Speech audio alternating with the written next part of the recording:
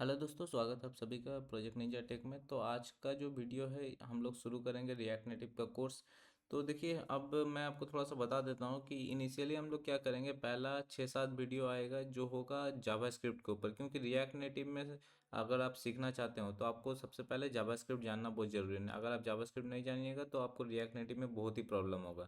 इसलिए मैं 6-7 वीडियो लाऊंगा जो कि करीबन 8 से 10 मिनट का होगा मैक्सिमम।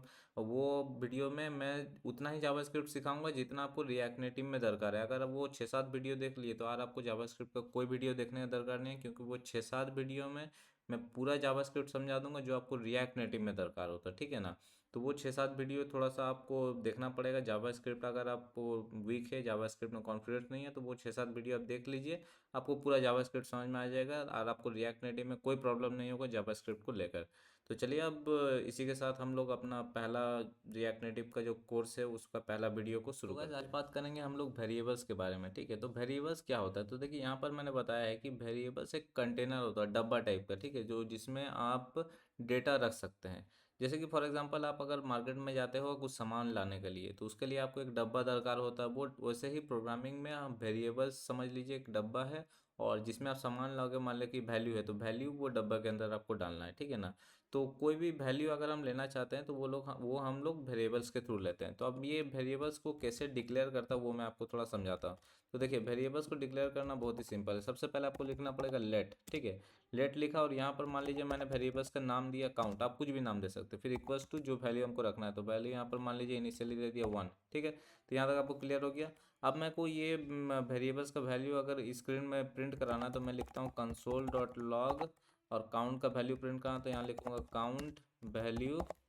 ठीक है, और यहाँ पर कॉलन देके अब मैं ये जो काउंट वेरिएबल है, ये जो काउंट वेरिएबल है, इसका मैं वैल्यू दिखाना चाहता हूँ, तो यहाँ पर मैं लिख लूँगा इस तरह से।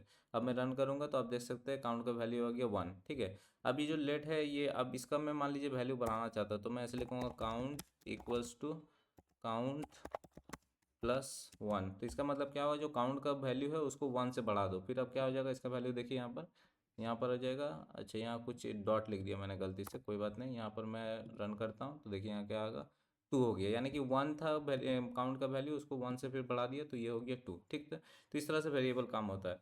अब यहाँ पर मैं और एक तरीके से वेरिएबल को डिक्लेयर कर सकता हूँ। होता है ये, लेट का जगह मैं कॉन्स्ट लिख सकता हूँ। ठीक है, तो अगर मैं लेट का जगह कॉन्स्ट लिखता हूँ, फिलहाल इसको मैं हटा देता हूँ। इसको मैं हटाना है तो यहाँ पे कमेंट आउट कर सकते हैं, ये हट जाएगा ये लाइन।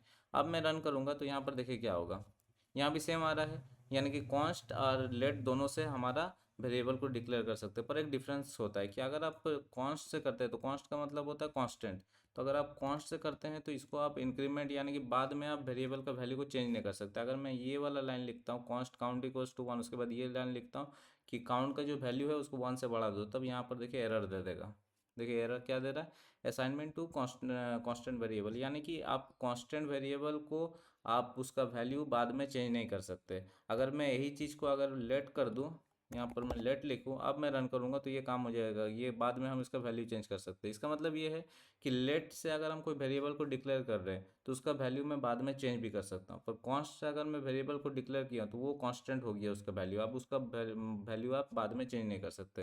तो यूज़ कब करना है लेट और कॉन्स्ट, तो देखिए कॉन्स्ट अगर आप यूज़ करना चाहते हैं तो वो तभी यूज़ कीजिए जब कोई कांस्टेंट वैल्यू ले रहे हैं। जैसे कि फॉर एग्जांपल मान लीजिए मैं यहाँ पर लिखता हूँ ऐप का नाम है, तो जैसे कि मैंने कहा कॉन्स्ट, और यहाँ मान लीजिए ऐप का नाम है ऐप नेम। अब ऐप का नाम तो कभी चेंज नहीं होता, तो यहाँ पर मैं लिख सकता हूँ जैसे कि PNT कोडर, ये ऐप का नाम है। ठीक है, अब इसको तो हमें कभी चेंज नहीं करना है, ऐप का नाम throughout the programme same रहेगा। तो यहाँ पर मैं ऐप का नाम यहाँ पर प्रिंट कर सकता हूँ। ठीक है, यहाँ पर मैं लिख दिया फॉर एग्जांपल ऐप नेम, और यहाँ मैं रन करूँगा।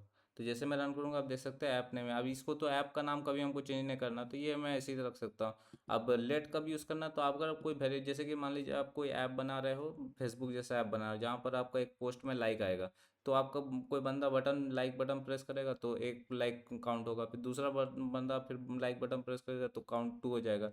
तो उस टाइम में आप लेट यूज़ करते हो। लेट से क्या करो, आप काउंट को रख दो, और हर काउंट का फिर वैल्यू को बार बार आप इंक्रीमेंट करते जाओ। तो उस सब केस में जब आपको वेरिएबल का वैल्यू बार बार चेंज करना है फ्यूचर में, तब आप लेट यूज़ करो। अब वेरिएबल का वैल्यू फ्यूचर में चेंज नहीं करना है, जो कि कांस्टेंट रहेगा, तब आप कांस्ट यूज़ करो। तो ये है वेरिएबल का बेसिकली कॉन्सेप्ट। ओके।